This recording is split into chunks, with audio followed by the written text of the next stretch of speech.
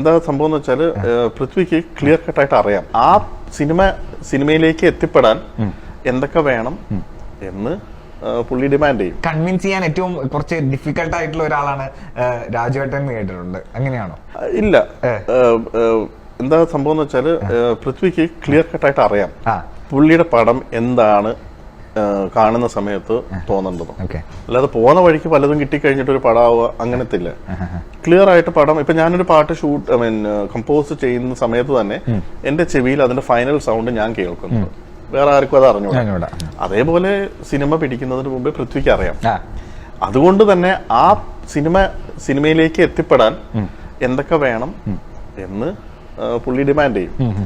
അത് പുള്ളിയെ നന്നായിട്ട് മനസ്സിലാക്കി കഴിഞ്ഞാൽ അത് ഈസി ആയിട്ട് കൊടുക്കാൻ പറ്റാവുന്നത്. ഈ about speaking about language, music has got no language എന്നാണ്. പക്ഷെ എന്നാലും ചേട്ടന് മലയാളം ഇപ്പൊ എങ്ങനെയാണ് മീൻസ് എഫിഷ്യന്റ് ആയോ? മീൻസ് മലയാളം എങ്ങനെ ഹാൻഡിൽ ചെയ്യുന്നു? ലാംഗ്വേജ് എനിക്ക് പണ്ടും ഇന്നും അറിഞ്ഞൂടാ.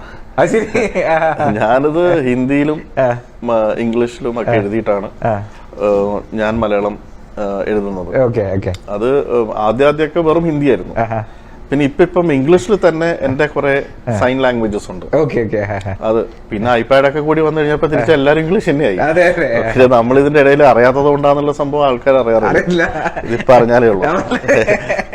ആ പാട്ട് കേട്ടപ്പോ അതിനൊരു ദീപക് ദേവ് ടച്ച് ഉണ്ടല്ലോ എന്ന് പറയുന്നത് ഒരു അഡ്വാൻറ്റേജ് ആണോ അതൊരു ഡിസ്അഡ്വാൻറ്റേജ് ആണോ? ദീപക് ദേവ് ടച്ച് ഉണ്ടല്ലോ എന്ന് പറഞ്ഞാൽ എന്റെ പാട്ട് കേട്ടിട്ടാണോ അല്ല വേറെ പാട്ട് കേട്ടിട്ട്? അല്ല, ഇത് നമ്മൾ ഐഡന്റിഫൈ ചെയ്യണ്ട. അതായത് ഇത് നമ്മൾ ഈ പറഞ്ഞ കാര്യത്തിന് പല ആംഗിൾ ഉണ്ട്.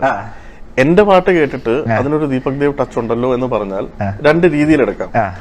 ഒന്ന് എന്റെ സിഗ്നേച്ചർ സ്ട്രോങ് ആണ്, ഒന്ന് എന്റെ സ്റ്റഫ് കഴിഞ്ഞു എന്നുള്ളൊരു അർത്ഥം കൂടെ ഉണ്ട്. ഇത് തന്നെ വന്നിട്ടുണ്ട്.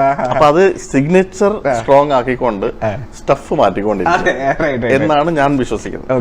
വേറൊരാളുടെ പാട്ട് കേട്ടിട്ട് ദീപക് ദേവ് ടച്ച് ഉണ്ടല്ലോ എന്ന് പറഞ്ഞാൽ എനിക്ക് പിന്നെ ആഘോഷമായി. പിന്നെ അവന്റെ പാട്ട് എപ്പോ കേട്ട് കഴിഞ്ഞാലും എന്റെ പേര് അതിന്റെ ഒപ്പം പറയുന്നുണ്ടെങ്കിൽ അവൻ ഇനി അങ്ങനെ തന്നെ ചെയ്യട്ടെ എന്നല്ലേ ഞാൻ ആഗ്രഹിക്കുള്ളൂ. അത് ഞാനതാ പറഞ്ഞു, നമ്മൾ നോക്കുന്ന ആംഗിളിനെ ബേസ് ചെയ്തിരിക്കും. ഇപ്പം ഇത് ഈ പാട്ട് ഇതിനെ സൂട്ടാണ്, ഇത് കൺവിൻസ് ചെയ്ത് this is one of my most difficult work, അല്ലെങ്കിൽ ഞാൻ ഇതിന് നന്നായിട്ട് പണിയെടുത്തിട്ടുണ്ട് എന്ന് പറയാൻ ഒരു വർക്ക് പറയുകയാണെങ്കിൽ ഏതായിരിക്കും? ഏത് പടം ചെയ്യുമ്പോഴും അതിൽ അതിൻ്റെതായ ഒരു ചാലഞ്ച് ഉണ്ടാവും. ഈസി ആയിട്ടൊന്നും എനിക്ക് ഇതുവരെ ചെയ്യാൻ പറ്റിയിട്ടില്ല. കേൾക്കുന്നവർക്ക് ചിലപ്പോൾ വളരെ സിമ്പിൾ ആയിട്ട് തോന്നുന്ന ട്യൂൺസ് ആണെങ്കിൽ കൂടെ ആ സിംപ്ലിസിറ്റി വരാനായിട്ട് ചിലപ്പം ഞാൻ കുറെ കഷ്ടപ്പെട്ടിട്ടുണ്ടാവും.